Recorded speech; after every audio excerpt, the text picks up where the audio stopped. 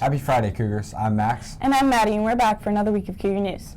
April is School Library Month. The annual celebration highlights the valuable role media specialists, school libraries, and library workers play in transforming lives and strengthening our communities.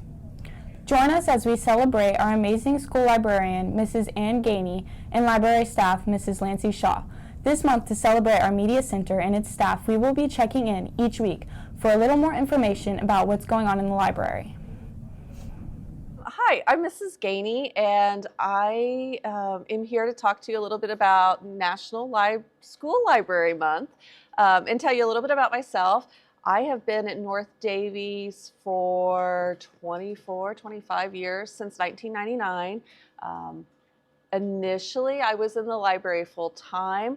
I do have a master's degree in library science from Indiana University, so go Hoosiers. And now I divide my time between the libraries and teaching U.S. history. So both are really great jobs, and I enjoy being here and working with everybody. As far as the library goes, you know, obviously we think reading's super important, and we want to provide books that students and teachers enjoy reading, and also books to help them with any kind of projects they're doing.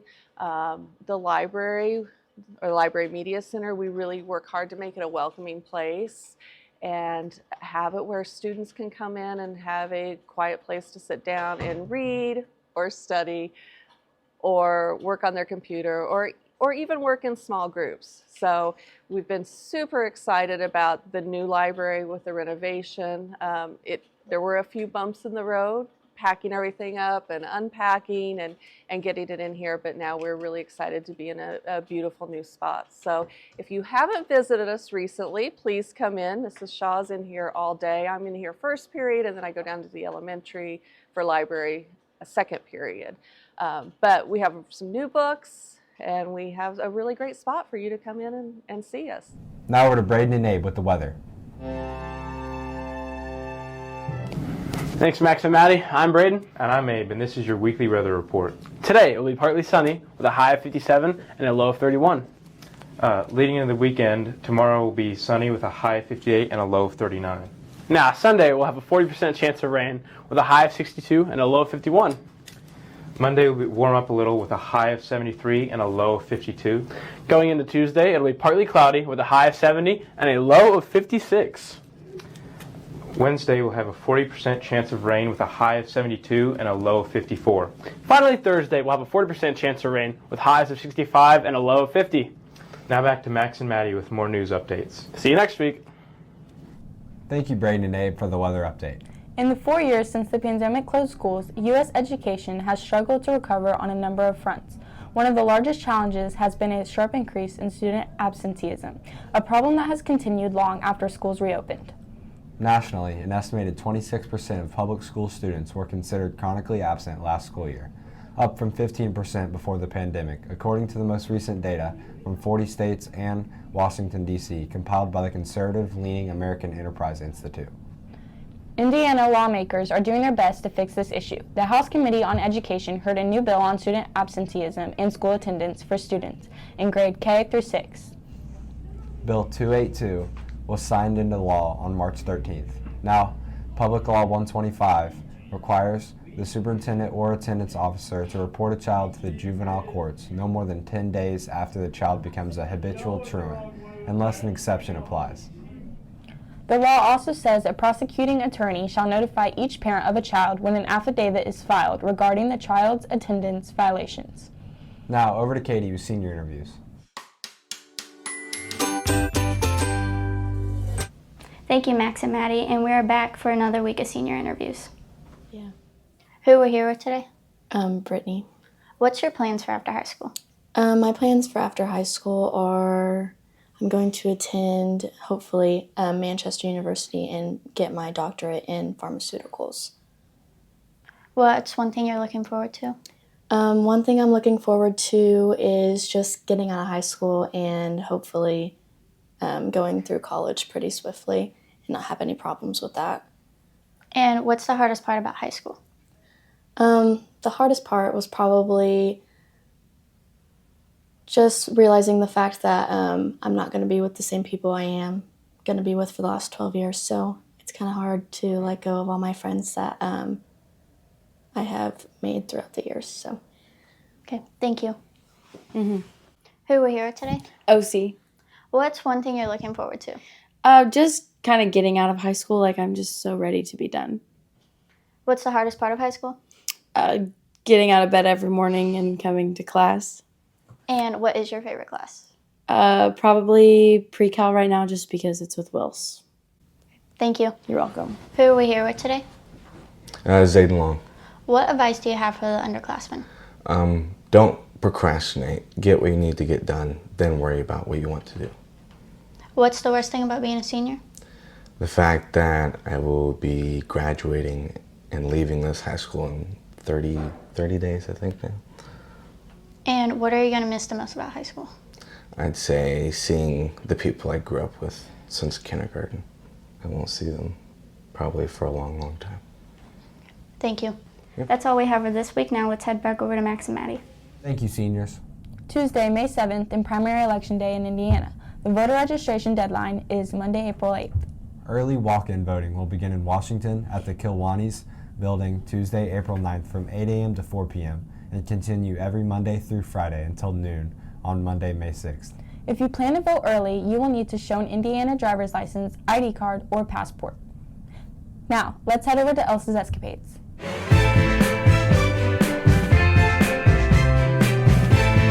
Hello everyone, today we're going to make a part 2 of me asking people questions in Swedish and seeing if they can answer. So let's go. Mrs. Gray. I'm going to ask you a question in Swedish and you just have to try and answer. Okay. So my question is, vad ska du göra i sommar? Purple. Yeah. So I'm going to ask you a question in Swedish and you just have to try and answer it. Okay? Okay. So my question to you is, vad gillar du att göra på din fritid? North Daviess. Okay, good answer. Big. I'm going to ask you a question in Swedish and you just have to try and answer it, okay? Okay. So my question is, hur gammal är du? Car. Okay, nice answer. What's your name? Mr. Wilson. So I'm going to ask you a question in Swedish and you have to try and answer, okay?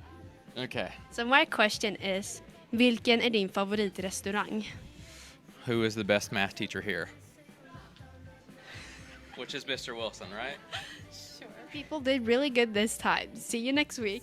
Hej då!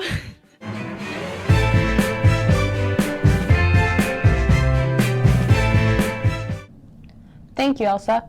On March 24th, a groundbreaking ceremony was held for a new commercial property beside Tractor Supply in Washington.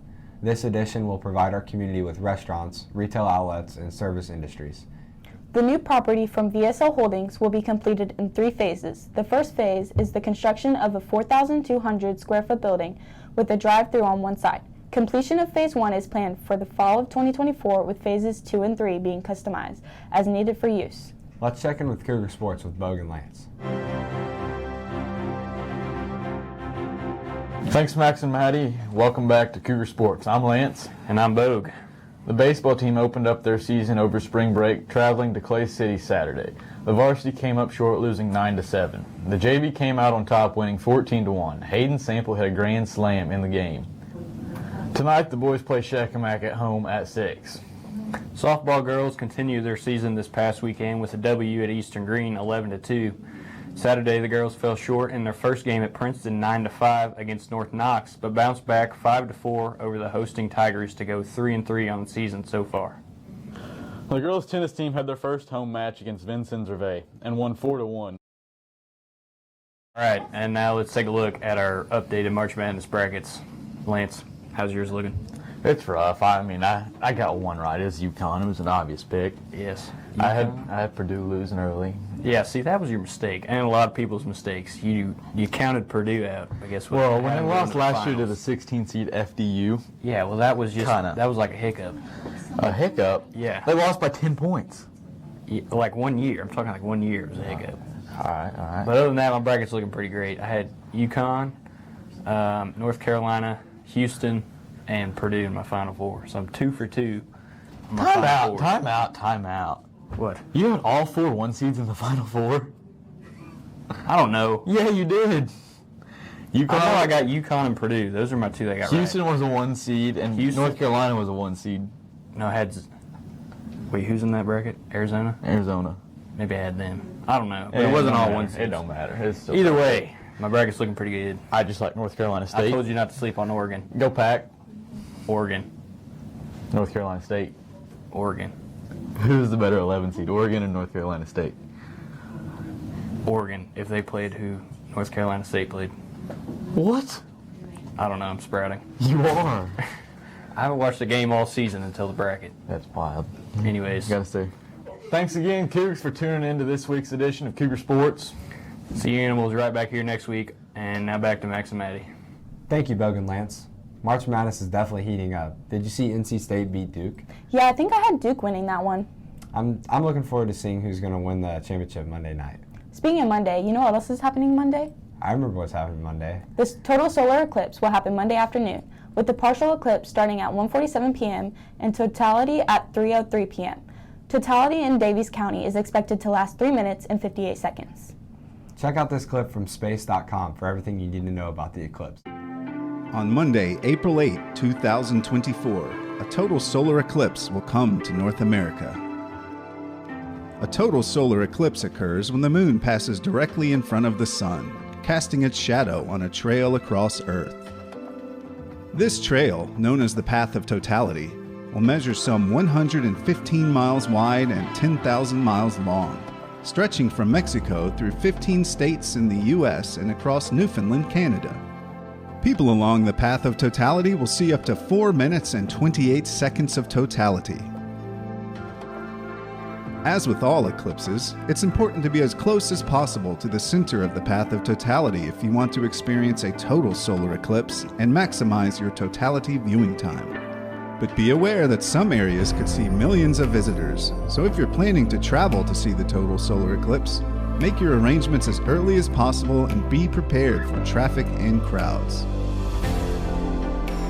If you plan on viewing the eclipse, make sure you do so with certified eye protection. Looking at the sun without protection can cause permanent damage to your eyes. Speaking of the solar eclipse, what are your plans for that, Max? I think I'm probably going to go see what my friends are doing, meet up, watch the eclipse. Yeah, I'd have to agree with that one. Now we're to Braden with Joke of the Week.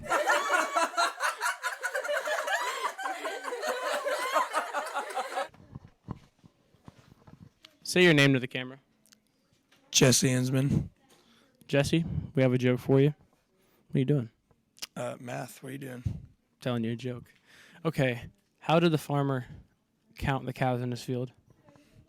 He looked out the window and he said, honey, there's cows outside. Pretty good, but no, he used a calculator.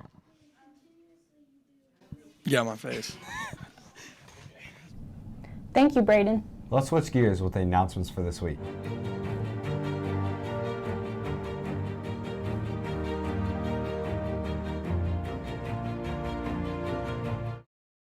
Wednesday, April 3rd was Paraprofessional Appreciation Day. Thank you to Mrs. Gainrick and Miss Elliott for helping our students succeed.